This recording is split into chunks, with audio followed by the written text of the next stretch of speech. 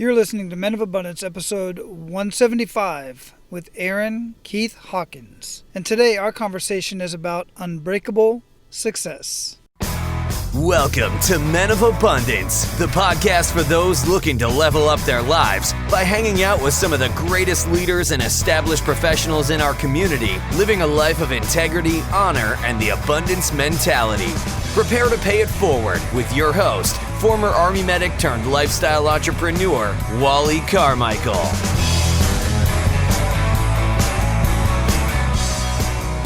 What is going on in your world today, Men of Abundance? I am Wally Carmichael, your founder and host of the Men of Abundance podcast. And today we have another amazing conversation with yet another dynamic feature guest, Keith Hawkins. Wait until you hear this one. You're going to get a lot out of it. And as usual, I have just a few announcements before we get started here. Number one, I want to give all of you the opportunity to be abundant in your life today by simply paying it forward and sharing Men of Abundance with everyone you come in contact with, or at least the ones you love. There are people in your circles right now that are not telling you the issues in their life.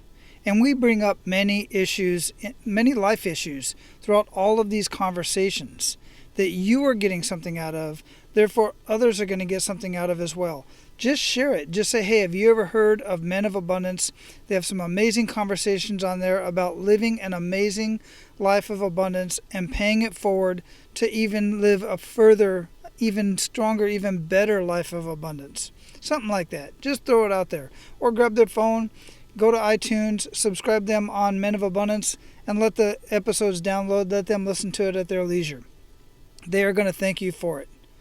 Then if you want to take your paying it forward and being even more abundant in your life today, go to menofabundance.com. Underneath the podcast player of any of the episodes, you're going to see an iTunes and a share or leave a review button. Click on one of those. It'll take you right to iTunes where you can leave a rating and review that is extremely important for downloads so more people can find Men of Abundance. And I really enjoy reading through the reviews, not just to boost my own ego, but just so that I know that I'm actually reaching people in the right way and you're actually getting something out of these conversations. That's just one gauge that I use to ensure that I'm making the impact that I intend to be. And it's only going to take you a minute or two if you just put a little bit of thought in it. For instance, here's one of the latest reviews that was left. The title is Honest and Applicable, 5 stars, by Kid McCoy. Wally has a great way of pulling out the marrow of each guest and not just talking about the outside appearances of success. This enables the listener to relate and ultimately benefit. Kid McCoy, I greatly appreciate that review, man. It really means a lot to me, and yes, this was helpful. Now it's your turn. Go click on the iTunes or the leave a review button under one of the podcast players and leave your rating and review. All right, one last announcement before I introduce you to our featured guest today, and that is men. If you are not a member of the Men of Abundance community, I highly encourage you to just go to menofabundance.com, click on the top of where it says Members Only, and get access to our Members Only community on Facebook, where I have Facebook Live videos just about every single morning, and we are having conversations in there and helping each other out in our daily issues, talking about our wins, talking about the challenges that we have, and we're all helping each other through these issues that we have. Look, we have to have these conversations, and I know you may have a hard time talking to your circle, the guys you grew up with or the guys you work with. Get in this community. Talk to all of us. Let's have a conversation. Even if you want to contact me one-on-one and you're considering that you may need some coaching, then I would be honored to be considered, even just considered as your coach. And if that does interest you, then request a 30-minute discovery call with me to see what coaching is about, what I'm about, how I may be able to help you. And at the end of the call, we are going to make a decision if it's good for us to move forward or not. So in order to do that, just go to menofabundance.com. At the top of the page, click on coaching, or menofabundance.com/coaching, and request a 30-minute discovery call with me. You have to fill out a little form so I know a little bit about you. That way we can just get right into it. And either way, whether you want to coach with me or not, go to menofabundance.com, click on the Members Only tab and get access to our Men of Abundance community. I look forward to seeing you in there. All right, let's bring out our featured guest. Aaron Keith Hawkins is a personal performance coach, podcast host, and online trainer. After a brush with mortality in 2009, he's dedicated his life to a mission of helping others create a lifestyle of success by increasing their awareness of the thoughts and actions creating their results in business and life. His mission is to help you recognize that your capability of succeeding in literally every aspect of your life once you realize success is an identity, not a trophy. Aaron's podcast, Unbreakable Success, has been featured in iTunes' New and Noteworthy category and continuously offers free training and interviews with expert thought leaders to help you claim your gift of continuously improving life. Men of Abundance, it is my honor to introduce you to Aaron Keith Hawkins. Aaron, welcome to Men of Abundance, brother. How you doing? I'm doing excellent, Wally. How you doing? Man, I'm fabulous. As we were talking pre-show, it seems like a Monday. I spilled coffee everywhere, and it like exploded all over my desk. But you know what? I'm still in paradise. I'm not being shot at. I get to sleep in a warm bed. No worries, man. Absolutely. That's what makes life fun, isn't it? Exactly. And of course, that had to happen like just before I was getting on the line with you. Actually, before I normally send like a 10-minute warning or type of thing. Are you ready? Yep. Didn't even have a chance to do that, man. You started calling me, Skyping me, making sure I was still alive. I appreciate that. I was worried about you, man. I know, and I appreciate it. That's how friends do, man. We look after each other. Absolutely. All right. So where you at in the world, man? I'm over here in New Jersey, grinning and bearing it at the little bit of snow we've been getting this week, but we're doing really good over here. Ooh, yeah, I'll tell you what, you're not going to really care a whole lot, but it's kind of chilly over here in Hawaii for me. I'm not even going to ask. I know. I don't even know why I brought it up. It's just cruel and unusual punishment, man. But, I like to start the show out with an attitude of gratitude, and this is a perfect time to do that. What are you grateful for today, Aaron? I have to tell you, Wally, two things popped at the forefront of my mind. One is doing what I do because it allows me to connect with people like you that are building these platforms to share with audiences and really impact people's lives. And then if I turn the lens back home, I'm just amazingly thankful for my family. My wife and my daughter, I couldn't be happier or more humbled by the people I get to share my life with day to day. So I got to see my wife and daughter are at the top of my list when I wake up in the morning. So I'm very blessed. Wonderful. Absolutely wonderful. So here's the question. How would you describe yourself? Wow. Wally, I love this question because it's one of those things that we don't, as people, I don't think we do it much. We describe a lot of things, but looking at ourselves as something interesting.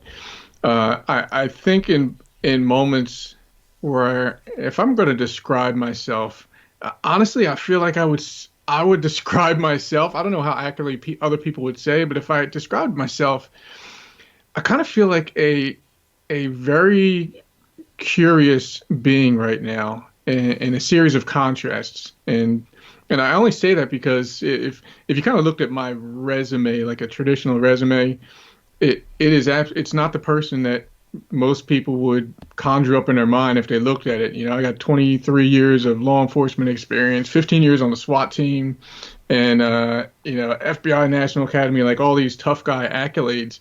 And that is so not me. I'm just a regular kind of humble dude. And so contrast is what comes to mind when I think of describing myself. I feel like I'm somebody that loves to learn a lot, but every time I learn something, I realize that there's way more to learn.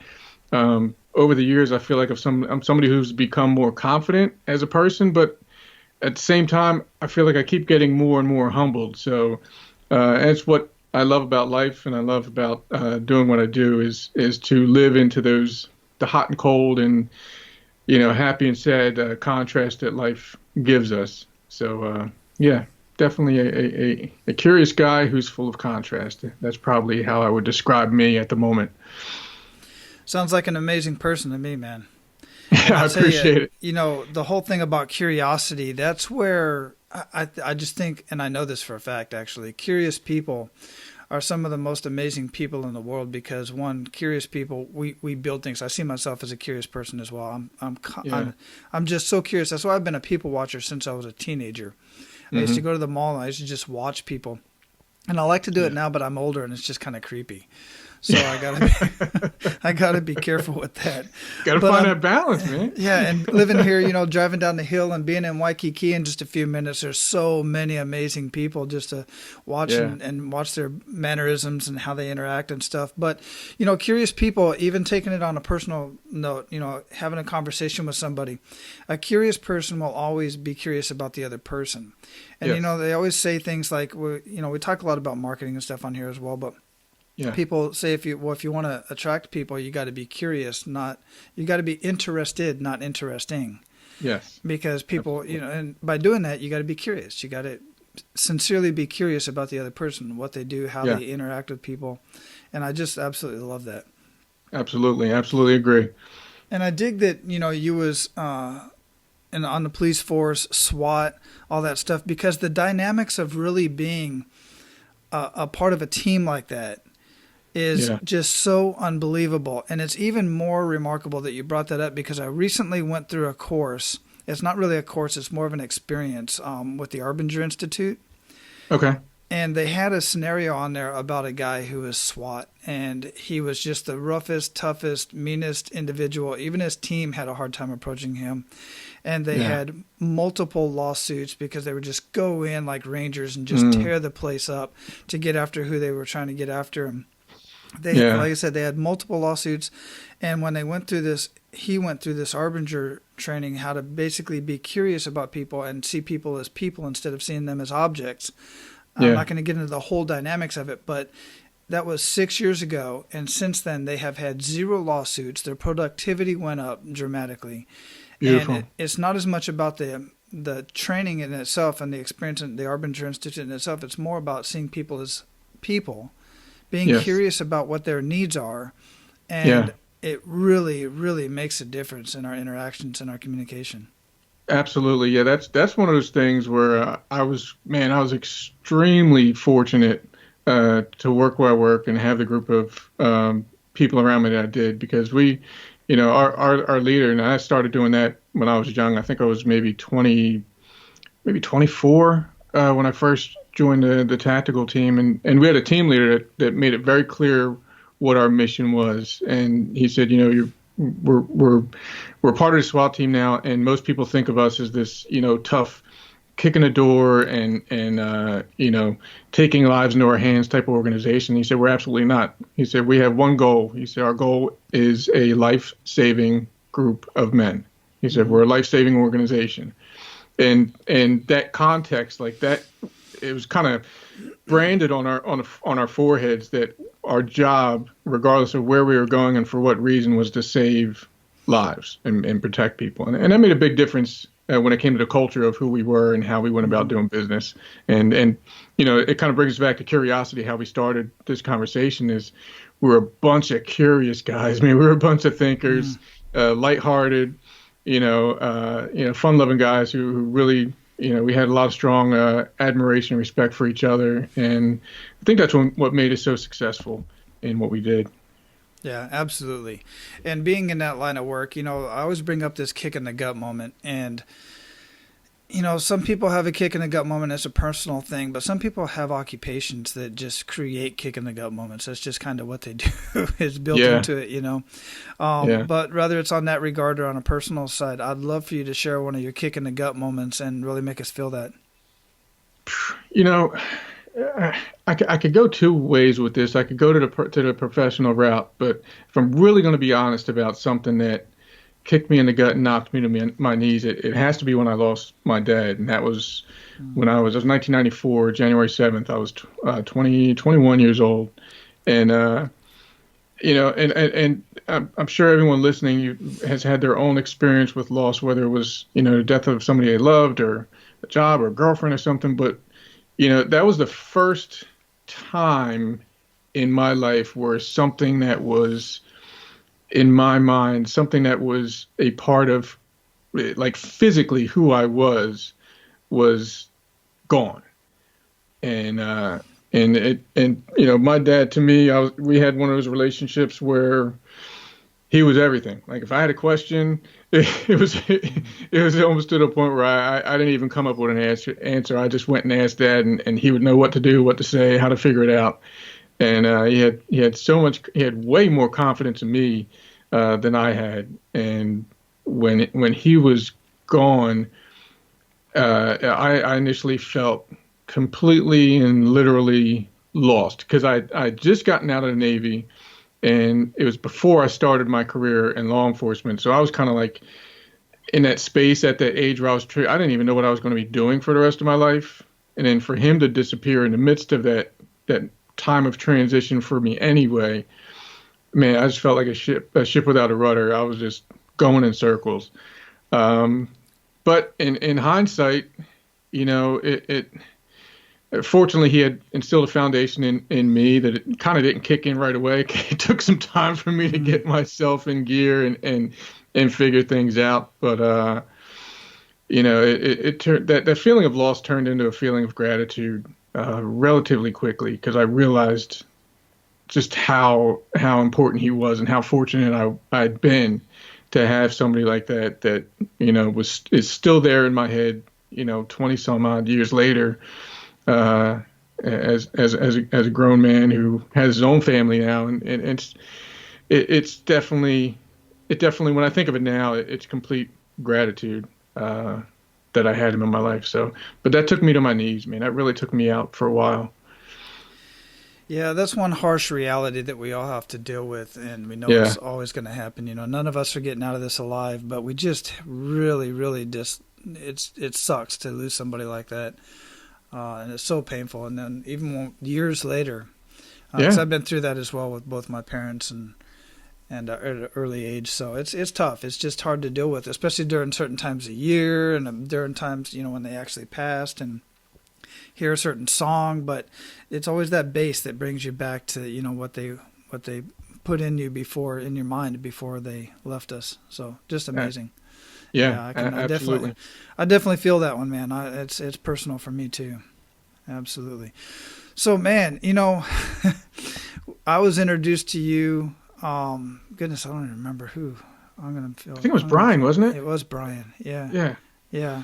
Absolutely. Yeah. And actually, he introduced me to a lot of people, and I get a lot of introductions and connections. I'm always talking about the importance of connections and connecting people. But I started listening to Unbreakable Success, and man, I'm digging it. It's I appreciate really, that, really man. amazing stuff, man. You got a podcast called Unbreakable Success, and I love the title to begin with, and the art is just it just catches your eye right away as soon as you see it. But let's talk about, how did that get started? Where did that all come from? Wow, that was I have to say that was something, and thank you first of all for listening to the show, and coming from you, somebody how it is when you really get some accolades from somebody whose work you admire.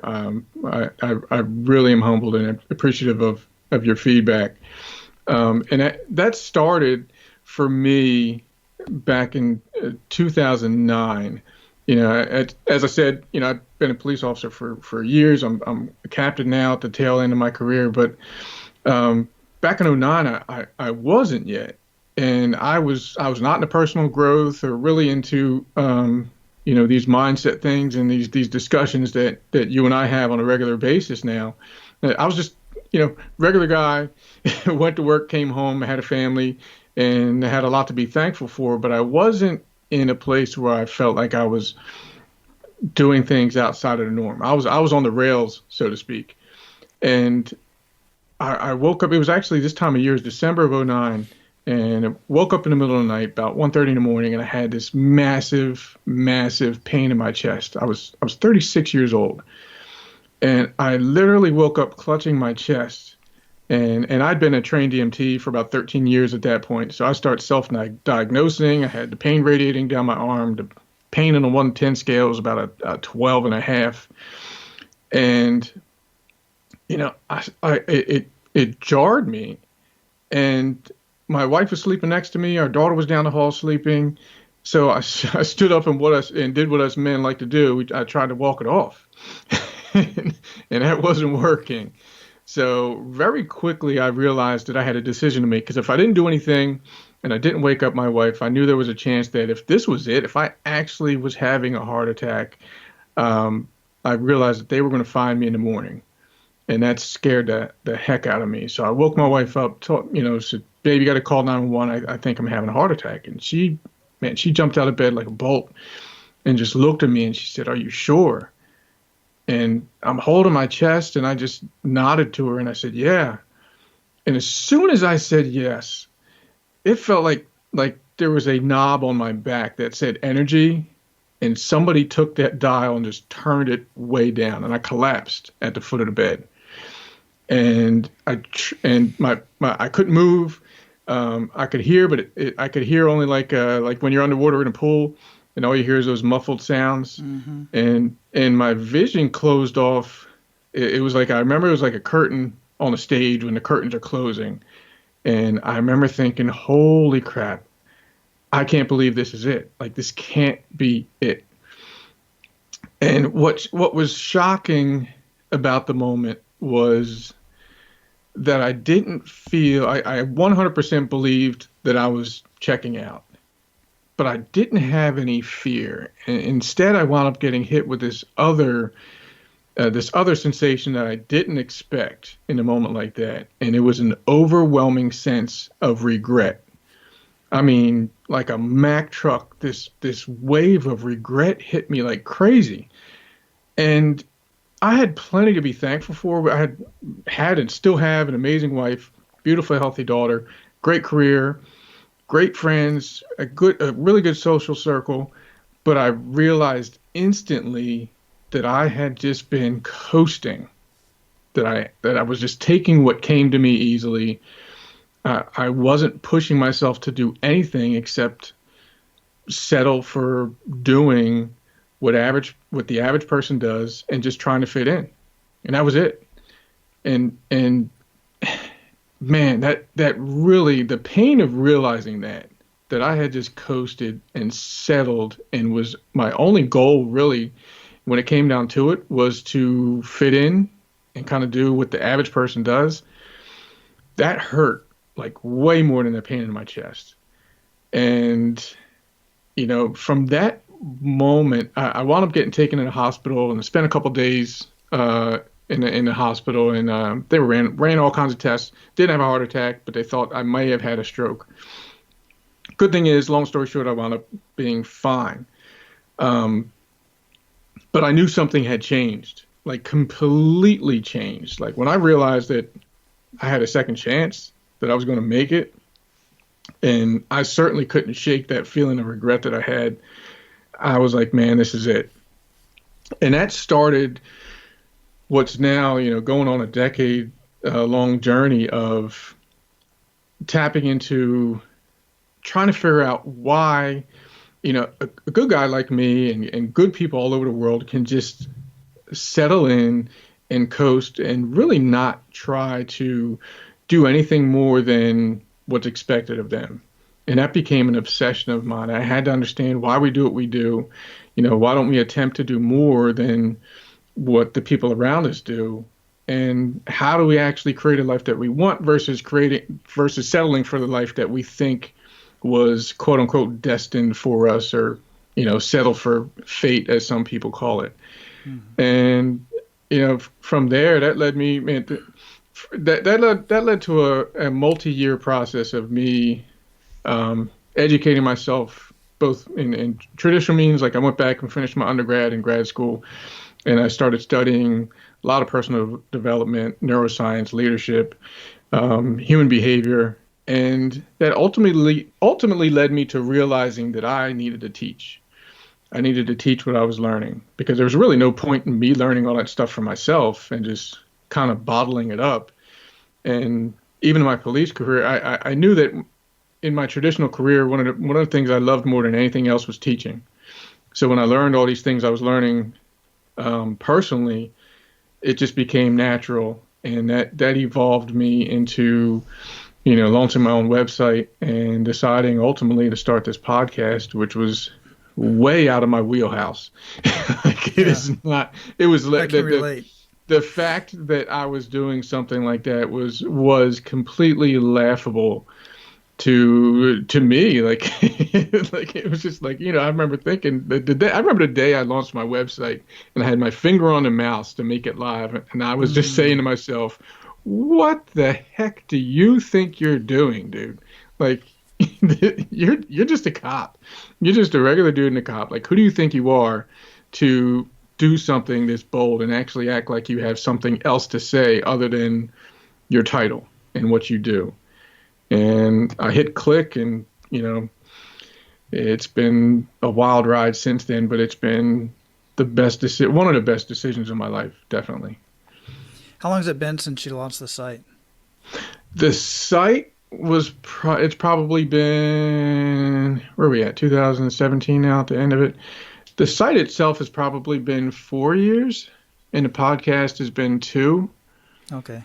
And it's been a learning process. Yeah, it's a beautiful, for beautiful sure. site. It's absolutely beautiful. Thank you. It's been I should have taken some screenshots of the initial one, because I was going to say, because I know it didn't look like this when you first got started. Oh my gosh! This is 4 years of progress right here.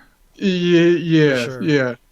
So it's been fun. It's been amazing. It's been great, not just for me, but for my family, for some peers who definitely gave me a whole bunch of elbowing and chuckles and busted my chops for a lot, but ultimately in quiet moments thanking me and giving me kudos for being so bold. So it's been good. It really has been good. Yeah, that's important. I'm glad you brought that up about your buddies chuckling and kind of running you up a little bit, because guys tend to do that. Same thing. Yeah. My environment of upbringing is completely different from what I am now, who I am today, and what I do. And same thing with the military. Even when I went to be an equal opportunity advisor in the Army for a couple generals, my peers that I grew up with were like, "Wait a minute, you're doing what? Do they know who you are?" type of thing. It's like, hey man, we all learn and grow. So yeah, absolutely wonderful, man. I love it. So obviously that was going to be one of my next questions, was which came first, the podcast or the coaching? But obviously you built the site for the teaching coaching side, is right? For sure. Yes, absolutely. So how did that all, based on your coaching, so you've been doing this for about 4 years, I would love to hear some good news stories from what you've been able to do and who specifically you work with. Yeah, it's funny. When I started the site itself, the first thing I did, I just started writing.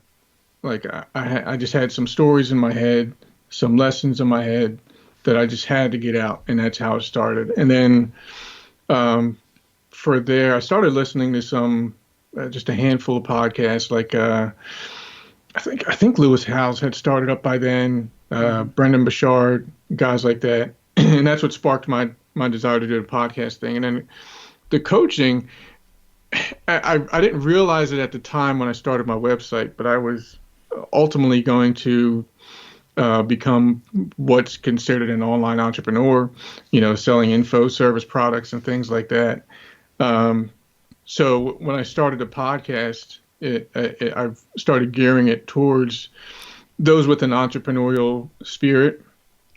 Even though, and I'm sure you realize, a lot of people out there that connect with the entrepreneurial spirit and those podcasts geared toward that, they're still working their 9-to-5s, but they want to build something beyond the traditional workplace. So when it comes to coaching, I love coaching people who, ideally, my perfect coaches are entrepreneurs who are not the online marketing kind of spammy, let's take pictures in front of our Lamborghinis type, but just the entrepreneurs who have a mission behind them. People like you, Wally, who are interested in starting a business for the purpose of creating impact and creating a life while creating a life they can enjoy.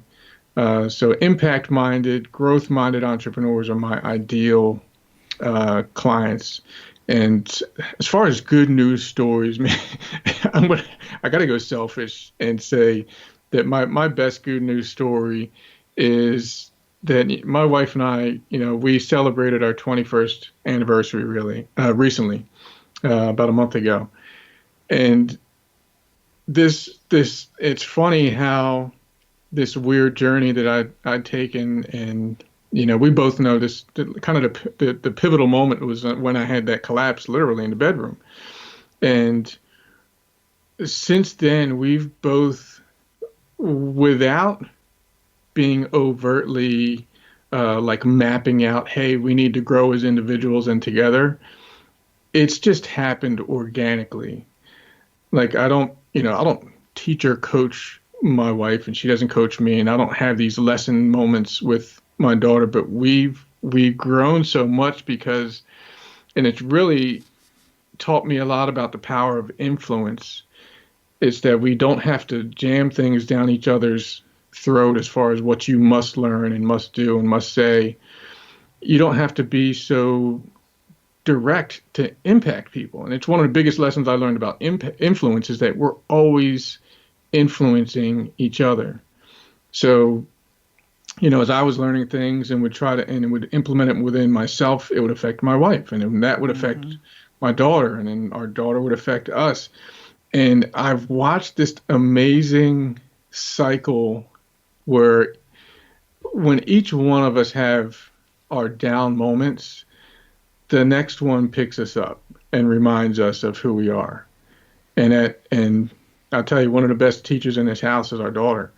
Like when she sees either of us, getting out of hand or getting overly frustrated about something, she's 11 years old, but she'll walk in like a wise old soul and give us a quick 10-second lesson of something that she's learned from us. And man, you want to talk about humble pie.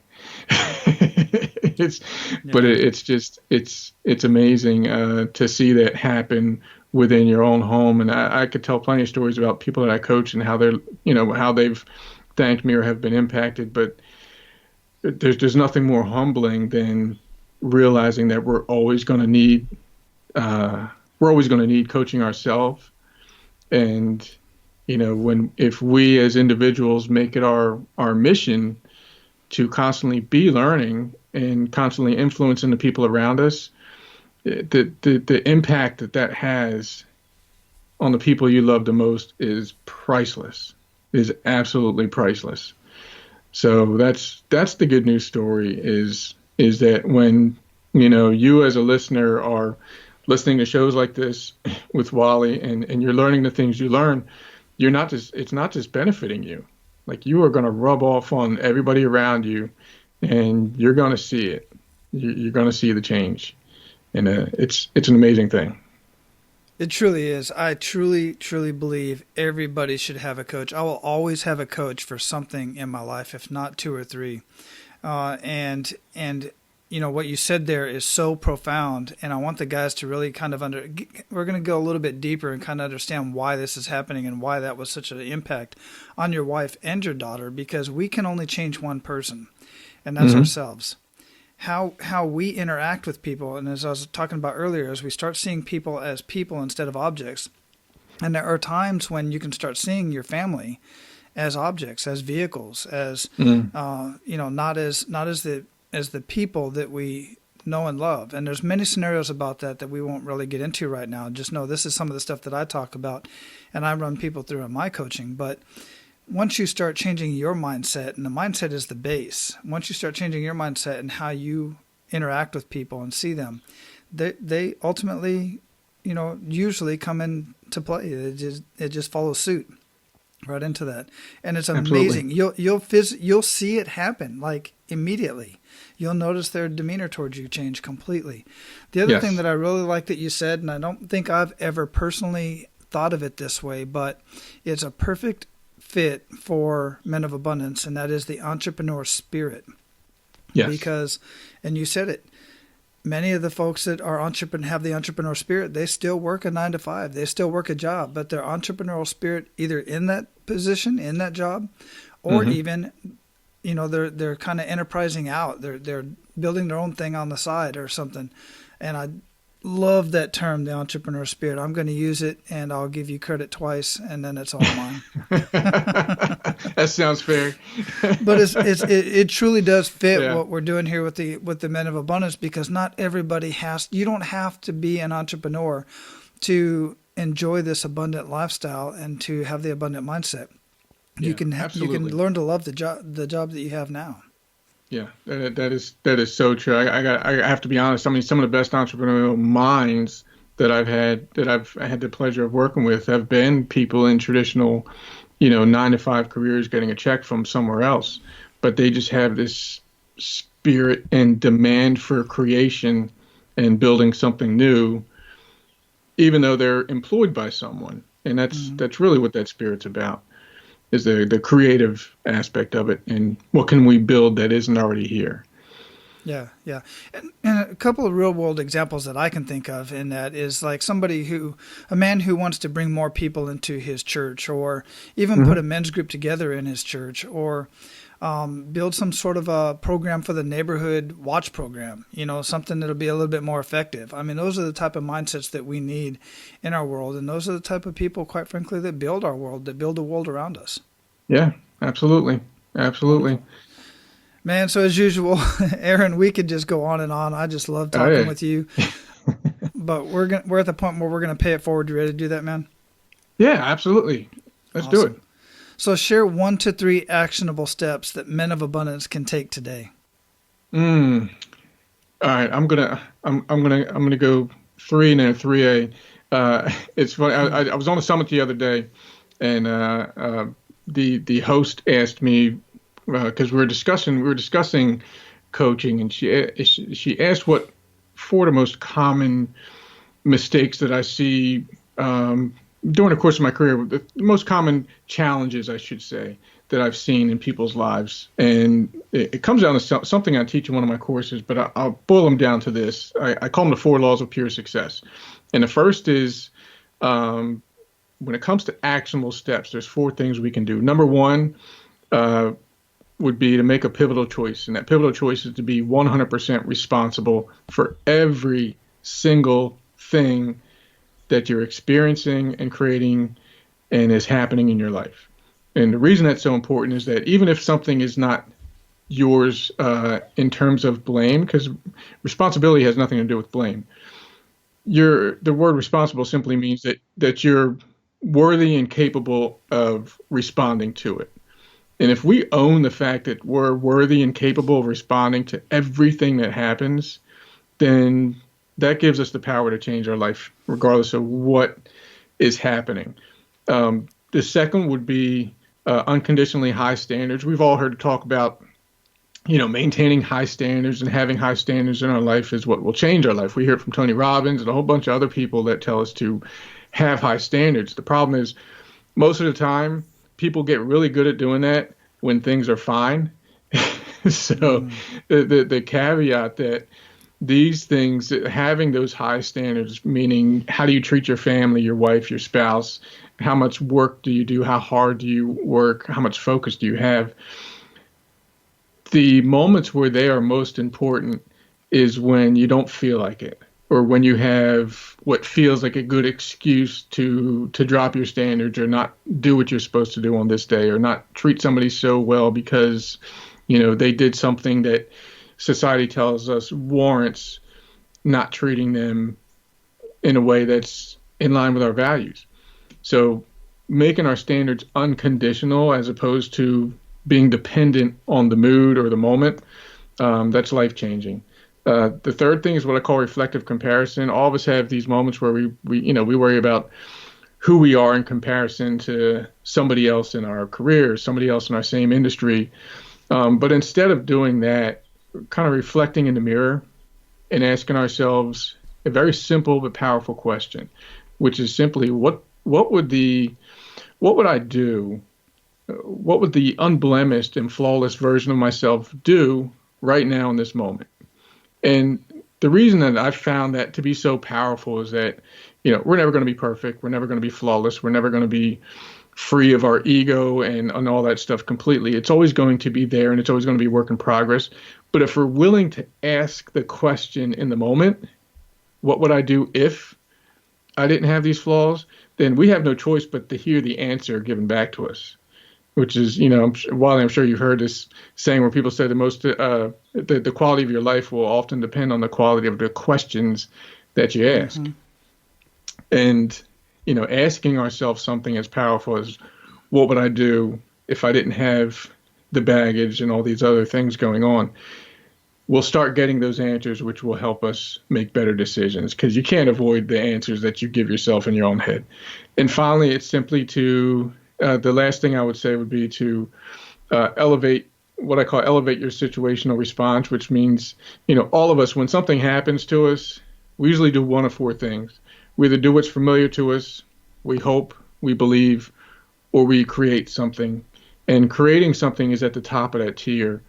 A lot of people do just whatever their habits are, whatever's familiar, what the people around us do. Some people hope, and hope is a wonderful thing, but sometimes people get stuck hoping in moments where they could act. And then a lot of us, especially this audience and you as listeners, there's a lot of strong believers that listen to shows like this, Wally, like a show like Men of Abundance. There's a tendency to have people who strongly believe life can get better, will get better, we can make improvements, we can have that impact.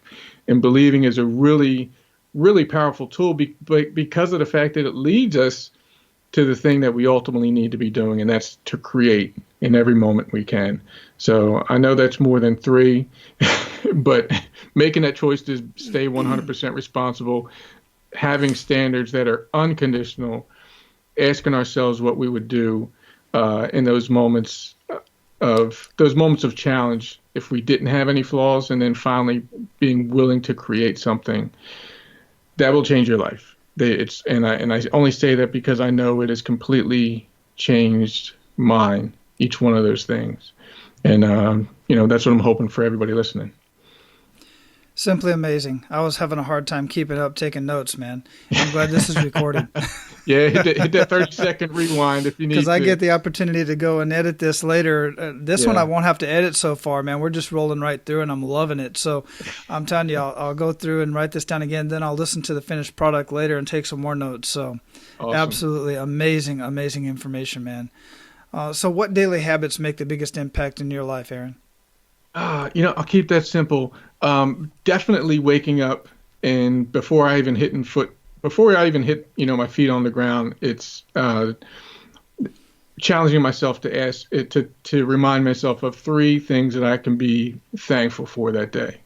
And a lot of times it's the same things pop into my head, but I kind of force myself to think of something that I hadn't mentioned the day before or in a couple days, and just keeping that list of things to be grateful for in your mind. And secondly, I would say meditation.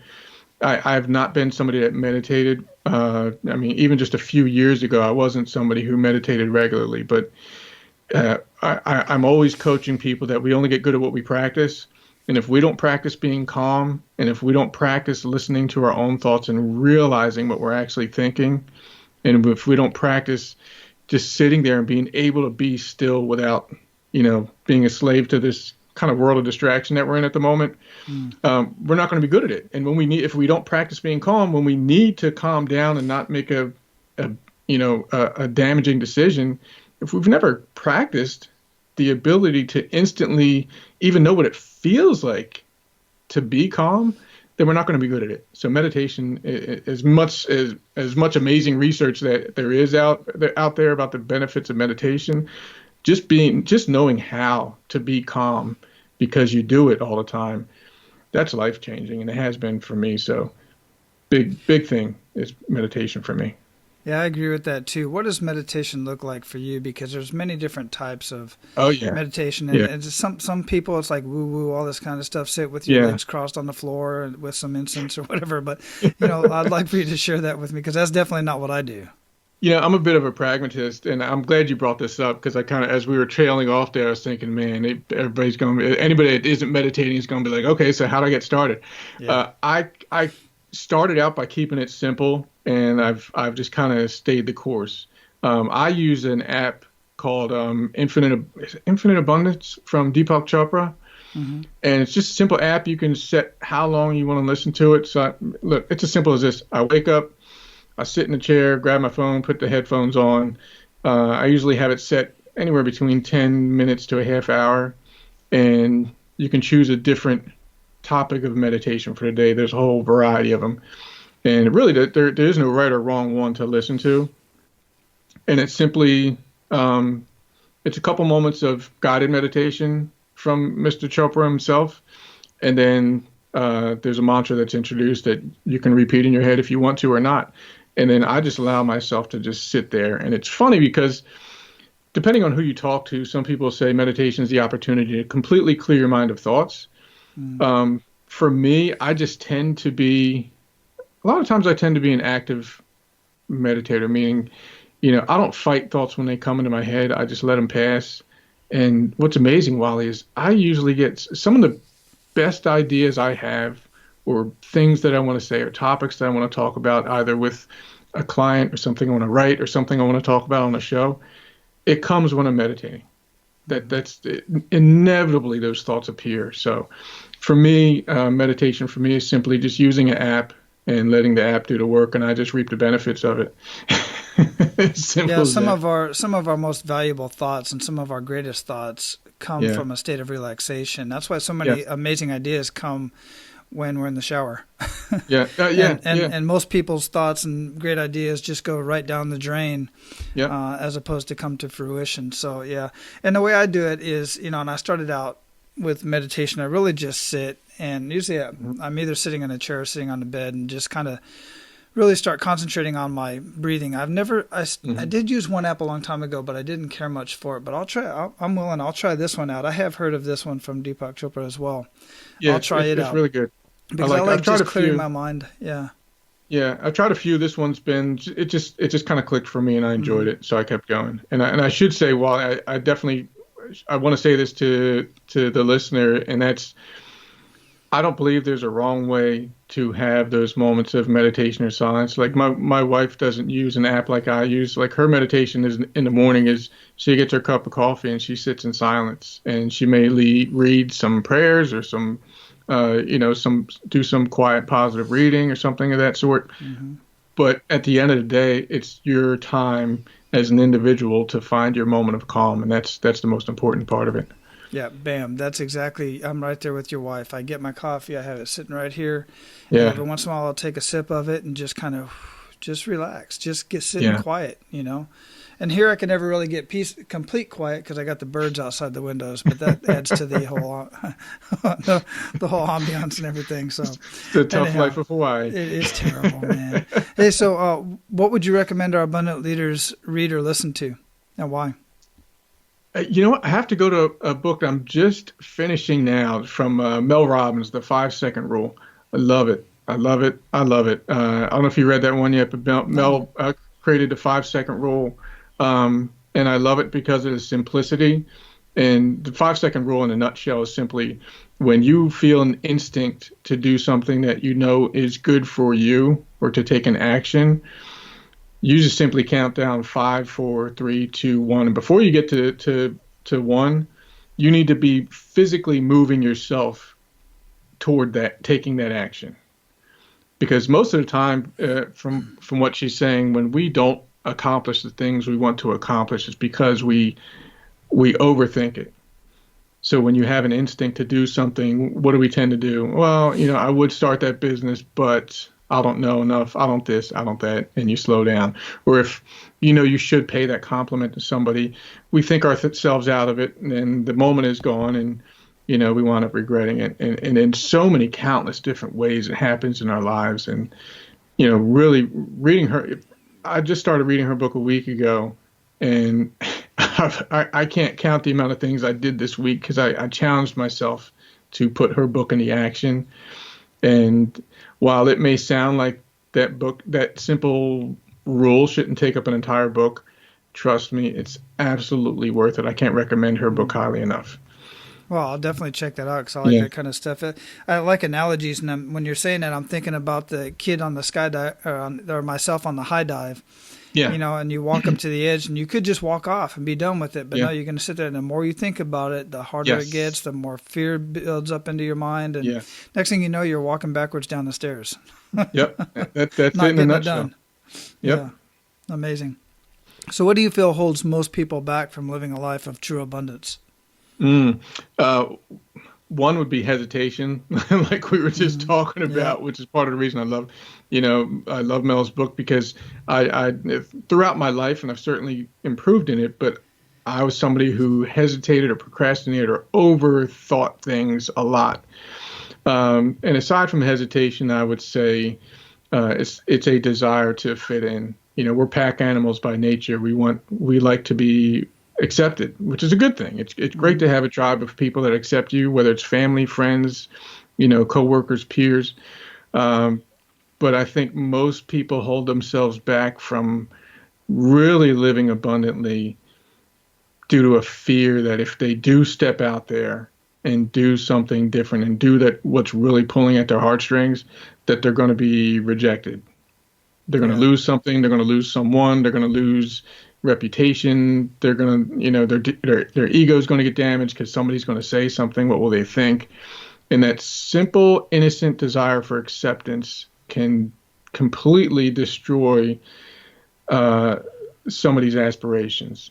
It really can. And it's been and still continues to be one of my biggest hurdles. Like when I reach out to a podcast or a show or talk to somebody or do something different, I get those moments, where and doesn't really cognitively, I don't think about what's happening, but you just get that sensation that you need to hesitate. That little bit of fear creeps in there. Like you wonder if it's, should I, could I, is this the right thing? Um, but yeah, that fear of rejection and on the flip side, the desire for acceptance, it can be a dream killer. It can, and here's the thing, though. You're moving out. Let's say, for instance, with you, you're moving out into being a podcaster, starting this website, getting into coaching, which evolved with your website and stuff like that. And Yeah. while it was different, and you were feeling a little bit of rejection, even though they were kind of joking around with it, from your Yeah. peers back on a SWAT team and probably Navy and cops and all this kind of stuff. But people like myself are like, I'm waving my hands. Bring it. Come this way over here. This is where you belong now. This is, not that you don't belong over there anymore, but the thing Yeah. is I'm accepting you over this way. So when one group of people, your old peers, your peers you grew up with, are kind of going, you're doing what? Because you're trying to shift. Hmm. But there's another group of Yeah. people that are just hungry for what you got. That's so important, Wally, and that's a big thing for people to realize that whatever it is you're looking to do, there is support. There's absolutely support, So make sure you get that circle of five, as they say. Yeah. Yeah. People that are there to support you and doing similar things. Exactly. Once again, just another great reason to get into the right groups, whether it's on Yeah. Facebook or in person in your community, and get a coach and get somebody Absolutely. around you who's going to be there to support you and push you in the right direction or the direction you want to go. So what does living a life of abundance mean to you, Aaron? Simplest way I could say that the life of abundance to me is to live a life where you are intentionally and habitually creating the situations and circumstances that are truly important to you and what you value. And second, and the two of these, in my opinion, are necessary to be truly abundant. It's helping others do the same. We all have that desire to create a life that we really want, not out of imitation or obligation or because that's what everyone else seems to be doing but right now, but really being free and learning the skills and the mindset it takes to create the things in your life that you want to experience, whether it's and across the board, from finances to relationships to your health, fitness, spirituality, and just creating it in a way that feels truly fulfilling to you, and then helping others do the same thing for themselves. When you're able to take care of yourselves, and when you're able to take care of yourself in a way that's completely sincere, and then support others care for themselves in a way that has them feel sincere and fulfilled and abundant in their life, that's when that's man, to me, that's winning. You're really winning when both of those things are going on. Man, yeah, I love it. Absolutely love it. So listen, we're going to have AaronKeithHawkins.com linked up in the show notes at menofabundance.com in this episode. And, we're going to have your podcast, obviously, is going to be in there. It's all on the same site. What would you like to ensure that our abundant leaders get out of our conversation that we did not talk about today? You know what? I probably would want to hit on this. And I don't know why it's popping into my head, but, for all of us, whether we realize it or not, one of the most important things that we have in our lives is our relationships. And I know there's there's plenty of advice out there, and I do it myself. I do plenty of relationship coaching. But something we didn't bring up that I feel the urge to say is this. One of the most important things that any of us can do to make our relationships stronger, whether it's personal or professional relationships, is to take better care of ourselves, mentally, physically, spiritually. So to you listening out there, if you get anything other than what we already talked about, it's this: please make sure you're taking care of yourself, because that's going to help you build. It's going to go a long way in helping you building the relationships that you want. Because if we're not taking care of ourselves, we're not going to be in a position to take care of someone else. So make sure you're taking time out for you to build your body, build your mind, and build yourself up spiritually. And you'll be amazed at how better equipped you feel to build those strong and fulfilling relationships. So don't know why I felt the need to say that, but I did. Because it had to be said. It had to be said. Because it had to be said. That's it. And that's, it was there and it had to come out. I appreciate that, man. I really do. Sir. So other than AaronKeithHawkins.com, how else can we get in contact with you? And, we're going to throw that out there and then we'll close this up. Yeah, that's the website's the best way to reach me, AaronKeithHawkins.com. And if anybody has a question or a comment or anything, you can always just shoot me a quick email at info@AaronKeithHawkins.com. I always respond to emails, and I even occasionally check the spam folder. So if you happen to wind up in there, I'll find it. Yeah, I have a hard time. I forget to do that once in a while. I had some actually pretty good ones in there in my spam, so I got to do that more often too. Yeah, there's a lot of good nuggets wind up in there for some weird reason. So I always make sure I check every once in a while. That's a good point. Yeah, it's funny you bring that up because literally just a day or two ago I did that, and I was like, oh man, that's where that email went. I knew that guy said he sent an email. I was just waiting for it, but anyhow, I apologize for that. My bad. But Aaron, amazing conversation as I knew it would be, man. I truly appreciate your time. Now go out and live your life of abundance, brother, and just keep paying it forward. Wally, I appreciate you, and thank you so much for having me. And it's always a pleasure talking to you. I appreciate you, my friend. Aloha. Aloha. All right, guys, there you have it. Yet another impressive man doing amazing things in the world and paying it forward to all of you, paying it forward to the world and to anybody who wants to get in contact with him. And I encourage you to get in contact with Aaron or any of the other guests that you feel would be a great fit for you to have a conversation with about coaching in your life wherever you need that at. And of course, if you choose me as your coach, I would be greatly honored to do that.